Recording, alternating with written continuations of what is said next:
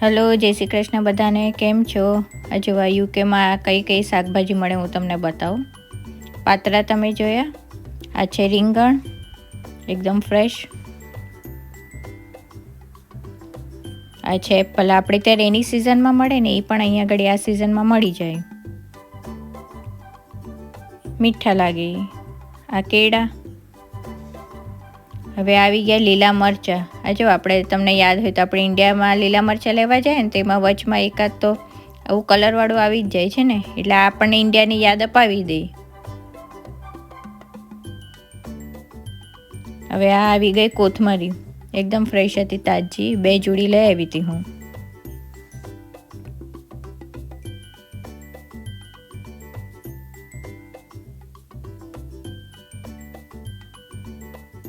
આ થઈ ગયા દેશી મૂળા. જો અહીંયા આખી સિઝન મળતા હોય.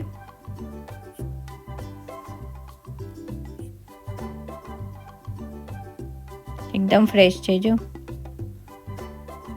બધી સિઝનમાં મળી રહી. આ હવે આવી ગઈ લીલી હલ્દી. લીલી હલ્દીનું પણ એક સારું છે કે અહીંયા આગળ આખું વરસ જ મળે, એટલે આપણે શું મસાલો ને એમ કરીએ ને તાજો, એમાં સરસ લાગે. આવી ગયા મોડા મરચાં. આ મને પેકેટમાં મળી ગયા હતા. આ છે એસ્પરેગસ. આ સરસ લાગે. આ દેશી લીંબુ જો, એકદમ ફ્રેશ હતા, તાજા છે જો, એકદમ સોફ્ટ છે, જ્યુસી.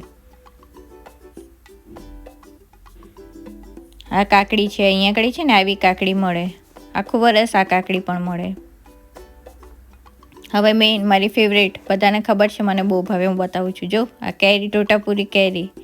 અને મજા આવી ગઈ. કેરી મળે એટલે આપણું તો બસ બીજું કાંઈ જોવે નહીં.